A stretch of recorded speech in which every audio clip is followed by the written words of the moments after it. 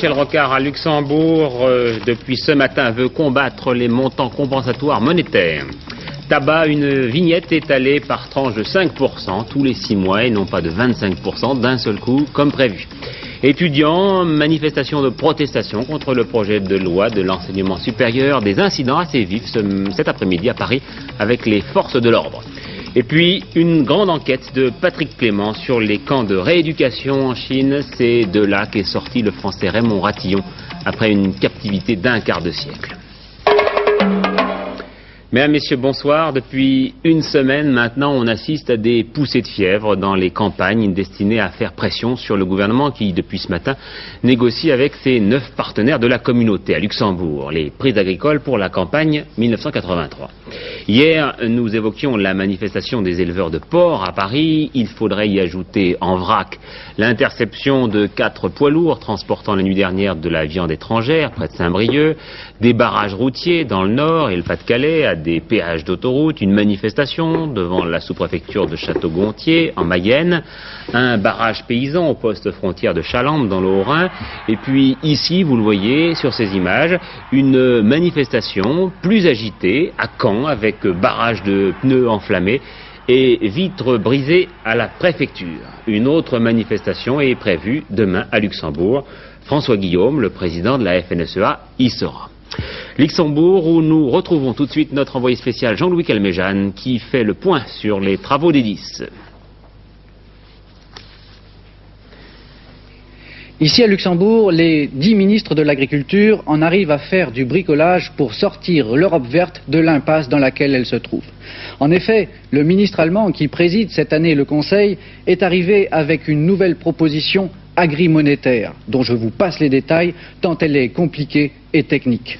Pour l'instant, la Commission européenne n'a quant à elle pas fait d'autres propositions. Elle attend, comme nous, de voir comment vont réagir les ministres face à cet aménagement technique, entre guillemets. Aménagement technique qui pourrait donner une certaine souplesse dans les négociations selon certaines délégations. Reste à connaître l'attitude de Michel Rocard face à son homologue allemand, Ignaz Kiechle, qui se refuse toujours à dire de combien il compte dévaluer les montants compensatoires monétaires allemands, si tant est d'ailleurs qu'il accepte de les réduire. On est parti ici pour plusieurs nuits de discussions dures, techniques et difficiles, mais où prévaut malgré tout l'idée, et on le sent bien ici, de sauver l'Europe verte. Comme hier le président de la République à Saint-Paul-de-Ternoise, le Premier ministre cet après-midi à l'Assemblée a répété son opposition au fameux montant compensatoire monétaire à l'origine du blocage de la discussion entre Paris et Bonn. Le ministre de l'Agriculture, il est actuellement à Bruxelles. Le problème n'est pas de lui compliquer la tâche, il est au contraire sur tous les bancs de cette Assemblée nationale de faire en sorte que ce soit l'agriculture française qui sorte victorieuse de toutes ces discussions de Bruxelles. C'est ça l'objectif et ce qu'attendent les agriculteurs.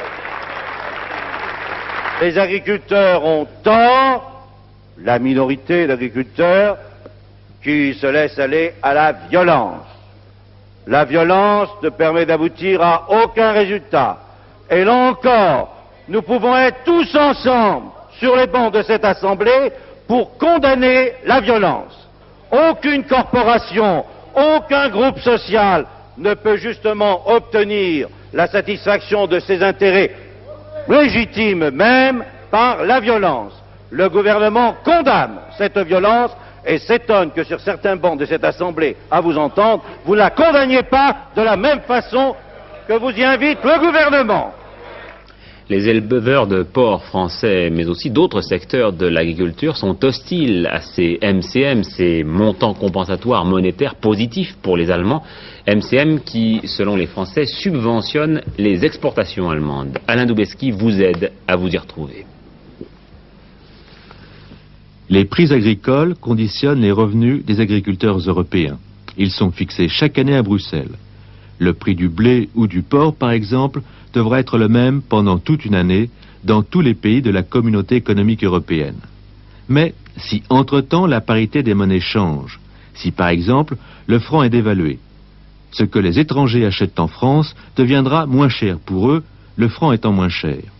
Aussi, la communauté économique européenne va-t-elle taxer nos produits agricoles lorsqu'ils sortiront de nos frontières, de façon à annuler cette baisse due à la dévaluation. Cette taxe est un montant compensatoire négatif. Pourquoi tout cela? Pour éviter qu'une dévaluation ne profite trop fortement aux agriculteurs du pays qui dévalue. En effet, ces produits deviennent alors artificiellement compétitifs et risquent de concurrencer de façon déloyale ceux des autres pays. Le système est exactement inverse pour un pays qui réévalue sa monnaie. Ces agriculteurs devront baisser leurs prix et recevront en compensation une subvention. C'est ce qu'on appelle un montant compensatoire positif. Les producteurs de fruits et légumes ne sont pas contents non plus. En ce moment, 1 millier d'entre eux ont déversé ce matin plus de 50 tonnes de fraises et de légumes sur la place de la préfecture en Avignon. Avant de vous parler d'autres manifestations, celle des étudiants en droit à Paris, un mot sur la vignette tabac qui devait être instaurée à partir du 1er juillet pour aider à combler le déficit de la sécurité sociale. Une augmentation de 25% qui avait fait quelque peu tousser les fumeurs. Et bien finalement, cette hausse sera étalée sur 2 ans par tranche de 5% tous les 6 mois à partir de juillet. Ces augmentations, bien que moins brutales que prévu, posent tout de même quelques problèmes. Un reportage de Guy Schwartz et de Claude Sicard. 8 de Marlboro, s'il vous plaît. Merci. Qu'est-ce que ça va changer, l'augmentation du prix des cigarettes pour vous? Absolument rien du tout. Au pire, je passerai des Marlboro gitanes. Et de toute façon, il faut bien continuer à fumer. Le paquet à 7 francs, à 10 francs. Je pense que c'est un moyen d'arrêter, peut-être. Un moyen d'arrêter? Peut-être, ouais. On va essayer. Absolument rien pour moi. On touche une dégustation tous les mois. Ce qu'il appelle dégustation, c'est tout simplement les paquets de cigarettes que, comme tous les salariés de la CEITA, il perçoit gratuitement. Cela ne signifie pas pour autant qu'il ne soit pas concerné par l'augmentation du prix des tabacs, parce que son entreprise, elle, va en souffrir, même si dans cette usine de Nantes, le modernisme des équipements, à commencer par ce mélangeur de tabac, exclut une importante réduction d'activité. Malgré l'étalement sur 2 ans de l'augmentation de 25% du prix des tabacs, tout le monde s'attend en effet à une baisse de la consommation des cigarettes. Si l'augmentation avait été brutale, cette baisse aurait pu aller jusqu'à 10%, autrement dit, l'équivalent de la production d'une des 11 usines de l'entreprise. De toute façon, la CEITA devra accentuer encore ses efforts de modernisation si elle veut un jour gagner de l'argent, car depuis 7 ans, elle accumule les pertes. Encore heureux qu'ici on fabrique des cigarettes brunes. En effet, cette catégorie devrait être en principe moins touchée que celle des blondes. Tout simplement parce que l'augmentation des prix étant fixée en pourcentage, l'écart entre les brunes et les blondes continuera de grandir. D'où le courroux des grandes multinationales anglo-saxonnes du tabac qui exportent vers la France. Ces firmes fabriquent en effet exclusivement des cigarettes blondes. Les buralistes qui se fournissent ici dans ce centre ne sont pas non plus contents de la hausse des prix. Ah bien sûr, s'ils touchaient un pourcentage de l'augmentation, ce serait peut-être différent. Donc vous allez perdre de l'argent. Nous n'allons pas perdre de l'argent, mais nous perdons des clients.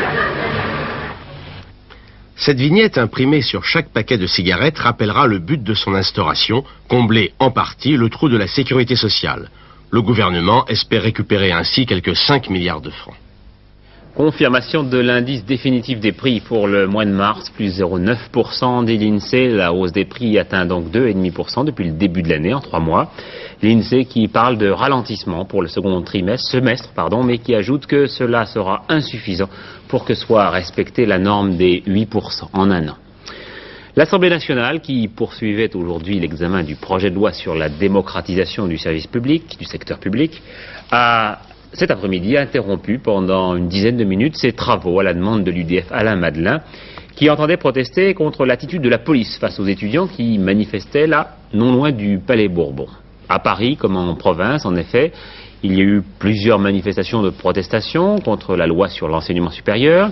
À Bordeaux, à Nancy, à Tours, à Marseille, là il s'agissait surtout d'étudiants en médecine et en pharmacie, et puis à Lyon et à Paris, dans les 2 cas, des étudiants en droit. Estelle Goussy. 14 heures. Les CRS repoussent les étudiants qui tentent de se réunir place de la Concorde. La préfecture de police avait autorisé la manifestation, mais pas le rassemblement sur la place. Les manifestants ont voulu passer outre, en vain, et tout l'après-midi, la tension fut très vive. Devant l'Assemblée nationale, les policiers ont même lancé quelques grenades lacrymogènes. Ces incidents ont provoqué une interruption de séance des députés.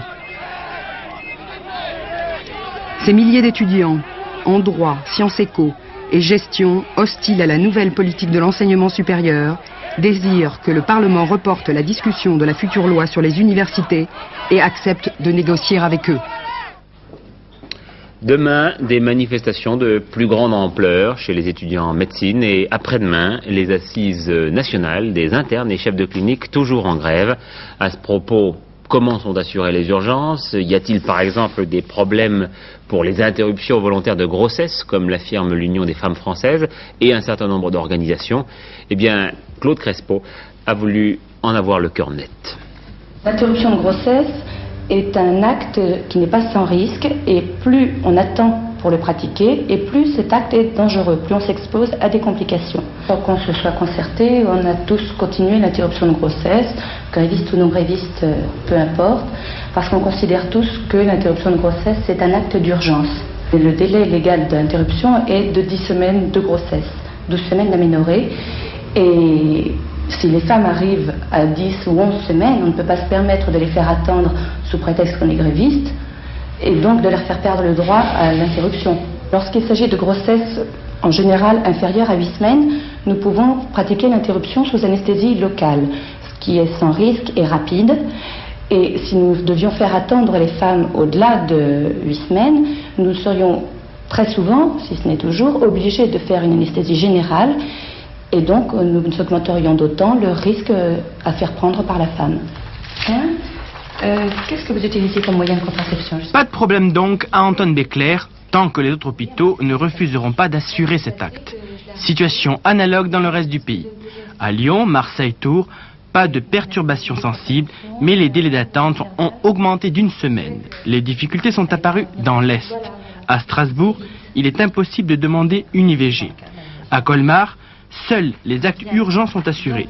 Mais peut-être que derrière les raisons invoquées, la grève des internes et chefs de clinique, se cache un conflit plus idéologique. De nouveaux licenciements à prévoir chez Boussac. On se dirige vers des réductions d'effectifs qui toucheraient 1500 à 2000 postes, 2500 postes même peut-être, notamment dans les Vosges et la vallée de la Somme. On en saura davantage demain au cours d'un comité central d'entreprise près de Lille. Et puis pour Jean Auroux, secrétaire d'État à l'énergie, il faut accepter la fermeture de certaines exploitations charbonnières en France. Il reprenait là les propos du chef de l'État qu'il avait dit hier à Lens. Le chef de l'État qui, à son retour à Paris, a reçu aujourd'hui Jean-Jacques Servan-Schreiber, qui lui a remis un rapport sur la formation des jeunes chômeurs à l'informatique. Et puis François Mitterrand a découvert sur son bureau un tout autre rapport, d'un autre style, d'une autre nature. Un rapport signé Jean Popren, numéro 2 du Parti Socialiste. C'est un rapport qui fait déjà grand bruit. Jean Popren invite en effet le pouvoir à ménager l'électorat de la gauche en faisant remarquer que son soutien populaire s'affaiblissait en ce moment. C'est une intervention intéressante évidemment au lendemain de l'appel à la solidarité lancé par le président de la République, Albert Duroy. Oui, ce texte du numéro 2 du Parti Socialiste, texte de réflexion, donne le coup d'envoi de la préparation du congrès d'octobre. Le premier parti de France adore ce genre de grand débat public. Cela fait à la fois sa richesse et sa faiblesse. Jean Popren s'en prend d'abord à la droite qui considère que la gauche au pouvoir c'est une incongruité et qui est prête à utiliser des méthodes parfois subversives pour l'abattre. Suit un avertissement adressé à la gauche cette fois. En substance, Popren estime que les électeurs de gauche, les salariés pour la plupart, ont souvent moins bénéficié que les autres de la politique du printemps 1981. Sa conclusion, je la cite, « Notre soutien populaire s'affaiblit, les municipales nous ont donné un sursis, mais la situation s'est encore détériorée depuis, ce sursis sera vite épuisé. » Popren, membre du courant mitterrandiste, regrette visiblement que tous les courants soient associés à la tête du Parti Socialiste et il espère qu'une direction plus resserrée sortira du prochain congrès. Cette critique tous azimuts, y compris de la direction à laquelle il appartient, est-elle bienvenue? Ce que je peux vous dire, c'est qu'elle est très sévèrement jugée, en tout cas chez les amis mitterrandistes de Popren. C'est un coup à la Rocard, m'a dit l'un d'eux, ce qui, dans la bouche de certains socialistes, doit constituer l'injure suprême. Voilà, Jean Popren s'en expliquera demain dans Antenne de Midi. Du côté de l'opposition, Jacques Chaban-Delmas, dans le quotidien de Paris, à paraître demain, estime que le président Mitterrand devra se soumettre, en changeant complètement de politique, ou bien se démettre. Il va sans dire, ajoute le maire de Bordeaux, que des événements imprévisibles peuvent survenir qui rapprocheraient le moment de ce choix décisif. De son côté, Didier Bariani, le président du Parti radical, s'en prend au pouvoir en 3 domaines: éducation, entreprise, défense. Le Parti radical considère que le gouvernement socialiste se livre actuellement à une triple destruction de la société française. Destruction de notre éducation, et il nous semble qu'il faut recréer les conditions d'une vie éducative de responsabilité et de tolérance. Destruction de nos entreprises, et il nous semble qu'il faut sauver nos entreprises parce que c'est l'entreprise le moyen d'existence de l'ensemble des Français. Et destruction de notre potentiel de défense, et il nous semble qu'il faut recréer les conditions d'une vigilance nationale à l'égard des périls internes comme extérieurs qui, dans ce monde inquiétant, pèsent sur la société française. Jacques Delors a annulé aujourd'hui son déplacement à Washington. Il devait participer notamment à une réunion du comité de développement du Fonds monétaire international. Le ministre a préféré rester à Paris pour préparer le conseil des ministres de vendredi, jour inhabituel, un conseil qui doit arrêter les ordonnances qui permettront au gouvernement de mettre en œuvre l'essentiel du plan de rigueur. Brève manifestation cet après-midi devant le Palais Bourbon. L'écologiste René Dumont, le philosophe Félix Guattari et le père dominicain Jean Carbonel se sont enchaînés autour d'une statue pour protester contre la faim dans le monde. D'autres écologistes s'inquiètent en ce moment du contenu de certaines décharges en France. Ils en ont visité une à Villeneuve-Loubet pour vérifier s'il n'y avait pas de dioxine ou de déchets radioactifs. Il n'y en a pas apparemment. Et à Roumazières, ils ont été quelque peu soulagés d'apprendre qu'il n'y avait pas non plus de dioxine, mais d'autres poisons les inquiètent tout autant. Jérôme Bonny vient d'enquêter là-bas. Sur la décharge de Roumazières, les travaux se poursuivent pour dégager les quelques 40 fûts contenant environ 1,5 tonne d'arsenic. Une fois que ces travaux seront terminés, d'ici la fin de la semaine, ces déchets industriels dits spéciaux devraient être convoyés dans la seule décharge européenne habilitée à les recevoir, l'ancienne mine de sel de Erfa-Neurode en Allemagne fédérale. Maintenant, en ce qui concerne l'éventuelle présence ici de la dioxine de Seveso, je crois qu'il faut rester très prudent. Il est vrai que des riverains ont assisté en octobre dernier à des travaux de terrassement dans la décharge et que cette période correspond à la période où les camions transportant la dioxine de Seveso devaient se trouver en France. Mais la société Acodec, qui gère cette décharge, est très formelle et nie la présence de cette dioxine. Seveso, c'est également faux, dans la mesure où rien ne correspond, ni les dates d'entrée, ni les quantités. C'est déjà une évidence que par ailleurs... ces déchets viennent effectivement de l'entreprise Mannesmann qui était chargée des déchets. Mais Mannesmann a 36 000 chantiers en Italie. Et nous savons exactement de quel endroit viennent ces fûts, d'une région située à 280 km de la zone de Seveso qui s'appelle Faenza. Et il s'agit de résidus d'incendie, comme tous nos tests à l'entrée ont pu le mettre en évidence. Donc vous pouvez attester que cette rumeur est fausse, que c'est encore une fausse piste, que les déchets de Seveso ne sont pas ici. Cette rumeur est encore fausse. Interdiction de circuler pour des autocars transportant des enfants les 29 et 30 juillet sur l'ensemble du réseau routier français. Ce sont ces 2 jours-là que la circulation devrait être la plus dense de l'année. Et il s'agit bien sûr des conséquences du terrible accident de Beaune l'été dernier. Eh bien, hier soir, les Italiens ont vécu un drame comparable, un spectacle d'horreur dans un tunnel d'autoroute près de Florence. Un convoi exceptionnel avait pris en écharpe un autocar scolaire. Arrivant en sens inverse, eh bien l'autocar a été littéralement coupé en 2 dans le sens de la longueur. 11 morts parmi les adolescents et une trentaine de blessés. L'affaire des sous-marins soviétiques en Suède, voilà maintenant que les Norvégiens sont partis à la chasse d'un submersible étranger dans leurs eaux. Moscou a rejeté cet après-midi les accusations d'espionnage formulées par les Suédois. Ronald Reagan, pendant ce temps, évoquait la situation en Amérique centrale. Il va s'adresser au Congrès dans la nuit et avant de le faire, il a déclaré « Les États-Unis ne peuvent plus ignorer l'incendie qui brûle dans leur propre jardin ». Son secrétaire d'État, George Shultz, continue lui ses entretiens au Proche-Orient où il aura vendredi un nouvel entretien avec Menachem Begin. Enfin, il faut savoir que le prince Sihanouk a été reçu cet après-midi par le président Mitterrand. François Mitterrand, qui, à quelques jours de son départ pour la Chine, a déclaré à la télévision chinoise qu'il souhaitait que les relations Paris-Pékin soient plus vivantes, plus actives et plus constantes. Vous savez qu'en gage de bonne volonté, les autorités chinoises ont relâché, il y a une quinzaine de jours, un ressortissant français, Raymond Ratillon, qui venait de passer plus de 20 ans dans un camp de rééducation. L'un de ces camps, où d'ailleurs se trouve Li Chuan, la fiancée de ce diplomate français dont nous avons beaucoup parlé pour essayer d'obtenir sa libération. Eh bien, Patrick Clément et Christian Hiroux ont réussi à obtenir l'autorisation de tourner dans l'un de ces fameux camps de rééducation. Leur reportage, vous allez le voir, fait froid dans le dos. Tout y est si lisse, si parfait. Un portail banal ouvert à tous les vents. L'on pourrait croire ici que tout est normal.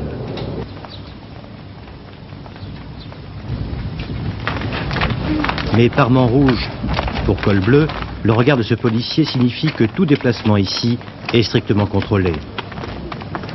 Nous sommes dans la section des filles, elles sont 24, de 18 à 25 ans. Dès 6 heures du matin, sans un mot, silence absolu, elles s'appliquent à raccommoder ce qu'elles déferont le lendemain matin. Et, pour que nous puissions leur parler, la direction choisit 4 d'entre elles et les isole dans leur chambrée.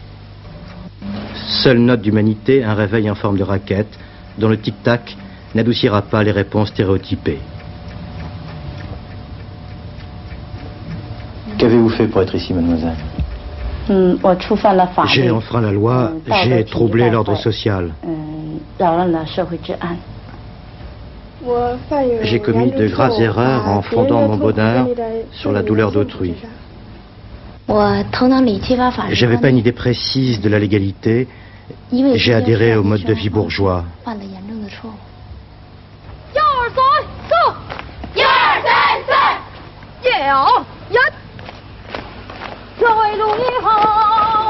Comme un symbole, tous les jours, le chemin de ces jeunes filles passe devant le mirador du camp.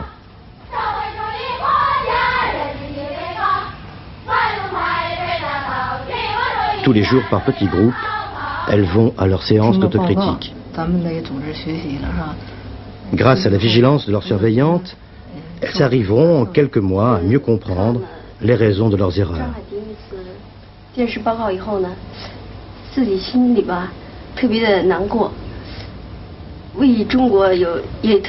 Elles arriveront enfin à savoir pourquoi elles ont pu les commettre.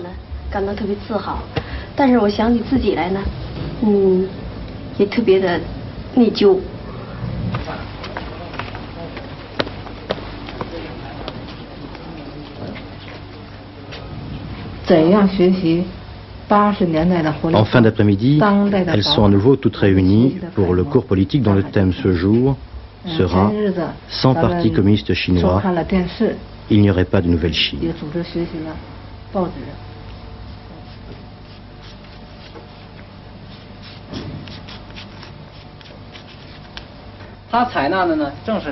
Pour les garçons qui sont divisés en plusieurs sections, ils sont 284, les cours d'éducation idéologique sont identiques.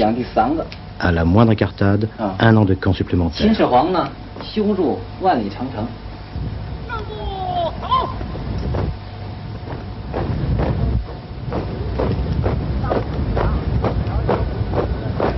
Seule différence avec les filles, les garçons sont soumis à un entraînement paramilitaire.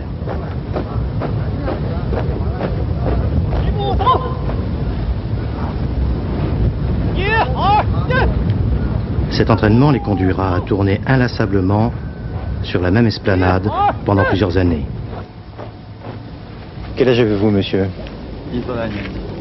J'ai 20 ans. Qu'avez-vous fait pour être interné ici? J'ai troublé l'ordre social. Il y a toujours des spectacles en Chine, mais celui-ci était obligatoire. Et on se demande À quoi peut bien penser un prisonnier obligé de faire le pitre devant ses geôliers? Une interrogation qui restera dans le flou, aussi flou que les contours de cette zone d'ombre aménagée dans la législation chinoise et qui permet l'existence de ces camps. La seule certitude que nous ayons concerne la durée des séjours.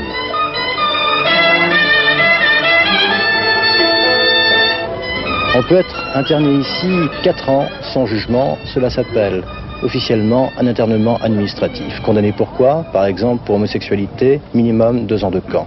Ou, si un Chinois vit avec une femme qui n'est pas sa femme légitime, minimum 2 ans de camp. Enfin, tous ceux qui ne se plient pas à l'éthique sociale et morale de la Chine aujourd'hui risquent à un moment ou à un autre de venir dans un camp comme celui-ci.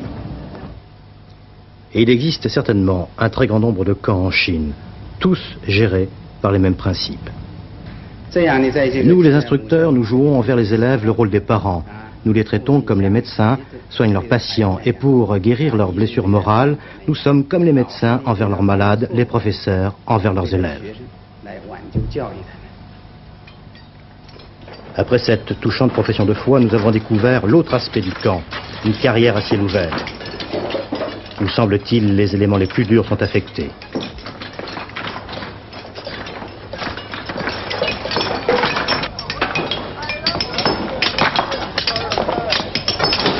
La surveillance est plus stricte.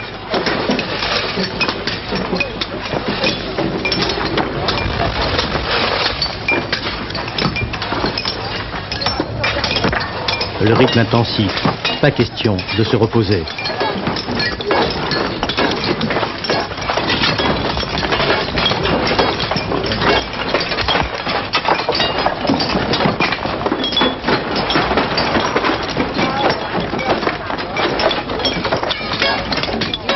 Oui, c'est vrai, les policiers ne sont pas armés. Mais les détenus, privés de tout document d'identité, savent qu'une évasion dans un pays comme celui-ci les précipiterait vers un inconnu encore plus douloureux. L'autopersuasion, voilà l'un des grands principes du centre de rééducation. Magali Crozel a, depuis cet après-midi, l'enfant qu'elle désirait. Magali Crozel, c'est cette jeune femme stérile qui avait demandé à sa sœur jumelle d'accepter une insémination artificielle dont le donneur était son mari. Il faut nous aimer comme nous nous aimons pour avoir envisagé cela, a dit la jeune mère qui a accouché cet après-midi d'un petit garçon, Stéphane. Un petit garçon qui ressemblera peut-être dans 10 ans à ce jeune Suisse qui a volé l'autre soir une péniche de 19 tonnes et de 14 mètres de long à Bâle. Tout cela pour aller voir la mer. Il a fait 80 km à 10 ans donc. Pour se rendre dans la ville, il a emprunté une barque pour aller jusqu'à la péniche. Il a largué les amarres, fait tourner les machines et a réussi à parcourir 1 kilomètre avec sa péniche avant d'être rejoint difficilement par la police. Les pronostics de Pierre Bresse maintenant pour le quartet de demain. À Évry, le 8, le 21, le 9, le 11, le 18, le 14, le 16 et le 15.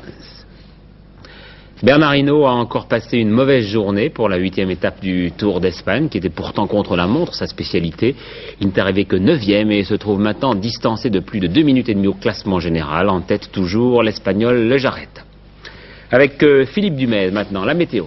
Oui, eh bien pendant encore au moins 3 jours, notre pays sera influencé par un temps très variable et maussade, et toujours à cause de cette dépression au sud de l'Irlande ici qui semble vraiment très stable et qui nous envoie quelques cumulus qui s'accumulent sur notre pays pour donner un temps humide et donc variable. Demain, vous allez le voir sur notre carte, c'est assez simple, depuis la Méditerranée, y compris la Corse, le sud du Massif central, les Alpes, les Vosges et les Ardennes là-haut, eh bien c'est un temps très pluvieux, avec même des risques d'orage, en particulier sur les Alpes. Ailleurs, eh bien c'est un temps variable avec de belles éclaircies. En revanche, une fois que les brouillards matinaux auront disparu, avec quelques risques d'orage encore, surtout sur les Pyrénées demain soir, et puis donc un petit peu plus d'averses sur les côtes de l'Atlantique et les côtes de la Manche. Pour les températures, là, c'est assez simple, 15 à 16 degrés en moyenne dans le nord, et puis 16 à 19, 20 degrés, 21 même à Ajaccio pour demain.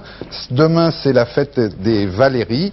et le soleil se lève à 6h38 pour se coucher à 20h59. Voilà, puisqu'on parle de soleil, il faut savoir que les hôteliers restaurateurs réunis en congrès à Grenoble ont fait savoir qu'il restait encore de la place dans les hôtels français pour les vacances d'été.